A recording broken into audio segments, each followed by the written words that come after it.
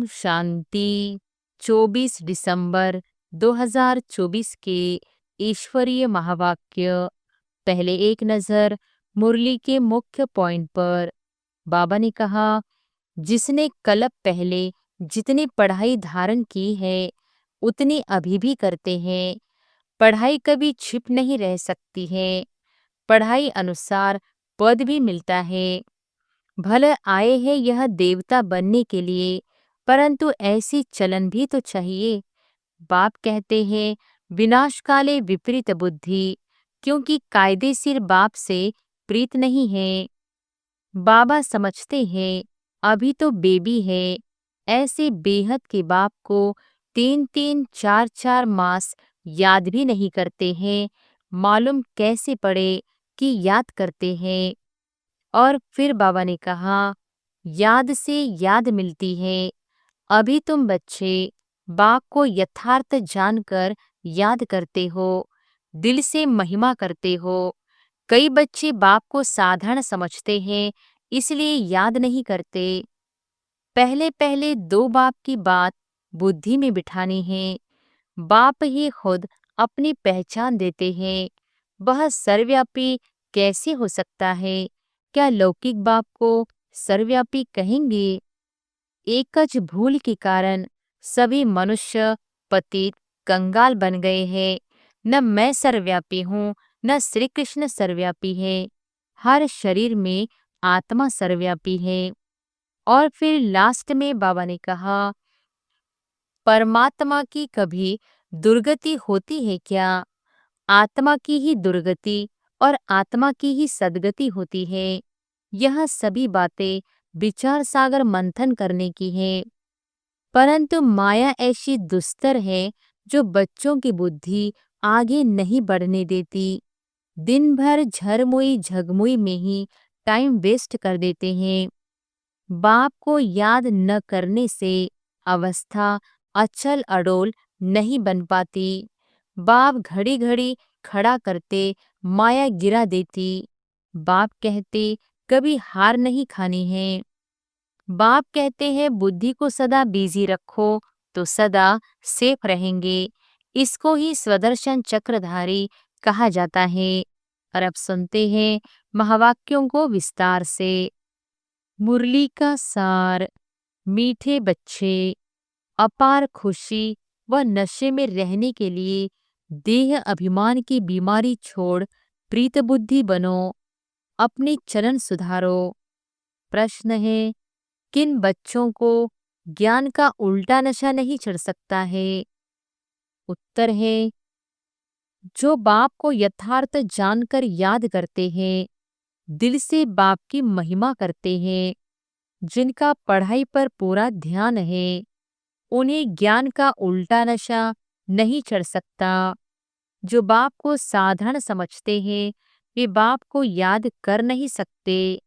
याद करे तो अपना समाचार भी बाप को अवश्य दे। बच्चे अपना समाचार नहीं देते तो बाप को ख्याल चलता कि बच्चा कहाँ मूर्छित तो नहीं हो गया। ओम शांति। बाप बैठ बच्चों को समझाते हैं, बच्चे, जब कोई नया आता है तो उनको पहले हद और बेहद दो बाप का परिचय दो। बेहद का बाबा माना बेहद की आत्माओं का बाप, वह हद का बाप। हर एक जीव आत्मा का अलग है। यह नॉलेज भी सभी एक रस धारण नहीं कर सकते। कोई 1%, कोई 95% धारण करते हैं। यह तो समझ की बात है। सूर्यवंशी चंद्रवंशी घराना होगा ना। राजा रानी तथा प्रजा प्रजा में सभी प्रकार के मनुष्य होते हैं। प्रजा माना ही प्रजा।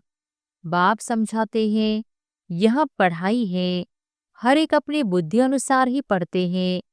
हर एक को अपना अपना पाठ मिला हुआ है। जिसने कल्प पहले जितनी पढ़ाई धारण की है उतनी अभी भी करते हैं। पढ़ाई कभी छिपी नहीं रह सकती है। पढ़ाई अनुसार पद भी मिलता है। बाप ने समझाया है, आगे चल इम्तिहान होगा, बिगर इम्तिहान के ट्रांसफर हो न सके, तो पिछाड़ी में सब मालूम पड़ेगा। परंतु अभी भी समझ सकते हो हम किस पद के लायक हैं। भला लज्जा के मारे सभी हाथ उठा लेते हैं, परंतु समझ सकते हैं ऐसे हम कैसे बन सकते हैं, फिर भी हाथ उठा देते हैं। यह भी अज्ञान ही कहेंगे। बाप तो झट समझ जाते हैं कि इससे तो जास्ती अक्ल लौकिक स्टूडेंट में होता है। वह समझते हैं हम स्कॉलरशिप लेने लायक नहीं हैं, पास नहीं होंगे। वह समझते हैं टीचर जो पढ़ाते हैं उसमें हम कितने मार्क्स लेंगे। ऐसे थोड़ी कहेंगे कि हम पास विद ऑनर होंगे। यहाँ तो कई बच्चों में इतनी भी अकल नहीं है। देह अभिमान बहुत है। भले आए हैं यह देवता बनने के लिए, परंतु ऐसी चलन भी तो चाहिए। बाप कहते हैं विनाश काले विपरीत बुद्धि, क्योंकि कायदेशीर बाप से प्रीत नहीं है। बाप तुम बच्चों को समझाते हैं कि विनाश काले विपरीत बुद्धि का यथार्थ अर्थ क्या है। बच्चे ही पूरा नहीं समझ सकते हैं तो फिर वह क्या समझेंगे। बाप को याद करना यह तो हुई गुप्त बात। पढ़ाई तो गुप्त नहीं है ना। पढ़ाई में नंबरवार होते हैं, एक जैसा थोड़ी ही पढ़ेंगे। बाबा समझते हैं अभी तो बेबी है। ऐसे बेहद के बाप को 3-3 4-4 मास याद भी नहीं करते हैं। मालूम कैसे पढ़े कि याद करते हैं। बाप को पत्र एक जैसा थोड़ी ही पढ़ेंगे। बाबा समझते हैं अभी तो बेबी है। ऐसे बेहद के बाप को 3-3 4-4 मास याद भी नहीं करते हैं। मालूम कैसे पढ़े कि याद करते हैं। बाप को पत्र तक नहीं लिखते कि बाबा मैं कैसे कैसे चल रहा हूँ, क्या क्या सर्विस करता हूँ। बाप को बच्चों की कितनी फिक्र रहती है कि कहाँ बच्चा मूर्छित तो नहीं हो गया है, कहाँ बच्चा मर तो नहीं गया। कोई तो बाबा को कितना अच्छा अच्छा सर्विस समाचार लिखते हैं। बाप भी समझते हैं बच्चा जीता है। सर्विस करने वाले बच्चे कभी छिप नहीं सकते। बाप तो हर बच्चे का दिल लेते हैं कि कौन सा बच्चा कैसा है। देह अभिमान की बीमारी बहुत कड़ी है। बाबा मुरली में समझाते हैं कईयों को तो ज्ञान का उल्टा नशा चढ़ जाता है, अहंकार आ जाता है, फिर याद भी नहीं करते, पत्र भी नहीं लिखते, तो बाप भी याद कैसे करेंगे। याद से याद मिलती है। अभी तुम बच्चे बाप को यथार्थ जानकर याद करते हो, दिल से महिमा करते हो। कई बच्चे बाप को साधारण समझते हैं, इसलिए याद नहीं करते। बाबा कोई भपका आदि थोड़ी ही दिखाएगा। भगवानो वॉच, मैं तुम्हें विश्व की राजाई देने के लिए राजयोग सिखलाता हूँ। तुम ऐसे थोड़ी ही समझते हो कि हम विश्व की बादशाही लेने के लिए बेहद के बाप से पढ़ते हैं। यह नशा हो तो अपार खुशी का पारा सदा चढ़ा रहे। गीता पढ़ने वाले भले कहते हैं श्री कृष्ण भगवानो वॉच, मैं राजयोग सिखलाता हूँ। बस उन्हें राजाई पाने की खुशी थोड़ी रहेगी। गीता पढ़कर पूरी की और गए अपने अपने धंधे दोरी में। तुमको तो अभी बुद्धि में है कि हमको बेहद का बाप पढ़ाते हैं। उन्हें ऐसा बुद्धि में नहीं आएगा। तो पहले पहले कोई भी आए तो उनको दो बाप का परिचय देना है। बोलो भारत स्वर्ग था, अभी नरक है। यह कलयुग है, इसे स्वर्ग थोड़ी कहेंगे। ऐसे तो नहीं कहेंगे कि सतयुग में भी है, कलयुग में भी है। किसको दुख मिला तो कहेंगे नरक में है, किसको सुख है तो कहेंगे स्वर्ग में है। ऐसे बहुत कहते हैं, दुखी मनुष्य नरक में है, हम तो बहुत सुख में बैठे हैं। महल माड़ियाँ मोटरें आदि है, समझते हैं हम तो स्वर्ग में हैं। गोल्डन एज, आयरन एज एक ही बात है। तो पहले पहले दो बाप की बात बुद्धि में बिठानी है। बाप ही खुद अपनी पहचान देते हैं। वह सर्वव्यापी कैसे हो सकता है? क्या लौकिक बाप को सर्वव्यापी कहेंगे? अभी तुम चित्र में दिखाते हो, आत्मा और परमात्मा का रूप तो एक ही है, उसमें फर्क नहीं। आत्मा और परमात्मा कोई छोटा बड़ा नहीं, सभी आत्माएं हैं। वह भी आत्मा है, वह सदा परमधाम में रहते हैं, इसलिए उन्हें परम आत्मा कहा जाता है। सिर्फ तुम आत्माएं जैसे आती हो वैसे मैं नहीं आता। मैं अंत में इस तन में आकर प्रवेश करता हूँ। यह बातें कोई बाहर का समझ न सके। बात बड़ी सहज है। फर्क सिर्फ इतना है, जो बाप के बदले बैकुंठवासी श्री कृष्ण का नाम डाल दिया है। क्या श्री कृष्ण ने बैकुंठ से नरक में आकर राजयोग सिखाया? श्री कृष्ण कैसे कह सकता है, देह सहित मामेकम याद करो? देहधारी की याद से पाप कैसे कटेंगे? श्री कृष्ण तो एक छोटा बच्चा और कहा मैं साधारण मनुष्य के वृद्ध तन में आता हूँ। कितना फर्क हो गया है। इस एकज भूल के कारण सभी मनुष्य पतित कंगाल बन गए हैं। न मैं सर्वव्यापी हूँ, न श्री कृष्ण सर्वव्यापी है। हर शरीर में आत्मा सर्वव्यापी है। मुझे तो अपना शरीर भी नहीं है। हर आत्मा को अपना अपना शरीर है। नाम हर एक शरीर पर अलग अलग पड़ता है। न मुझे शरीर है और न मेरे शरीर का कोई नाम है। मैं तो बूढ़ा शरीर लेता हूँ, तो इसका नाम बदलकर ब्रह्मा रखा है। मेरा तो ब्रह्मा नाम नहीं है, मुझे सदा शिव ही कहते हैं। मैं ही सर्व का सद्गति दाता हूँ। आत्मा को सर्व का सद्गति दाता नहीं कहेंगे। परमात्मा की कभी दुर्गति होती है क्या? आत्मा की ही दुर्गति और आत्मा की ही सद्गति होती है। यह सभी बातें विचार सागर मंथन करने की है, नहीं तो दूसरों को कैसे समझाएंगे। परंतु माया ऐसी दुष्टर है, जो बच्चों की बुद्धि आगे नहीं बढ़ने देती। दिन भर झरमुई झगमुई में ही टाइम वेस्ट कर देते हैं। बाप से पिछाड़ने के लिए माया कितना फोर्स करती है। फिर कई बच्चे तो टूट पड़ते हैं।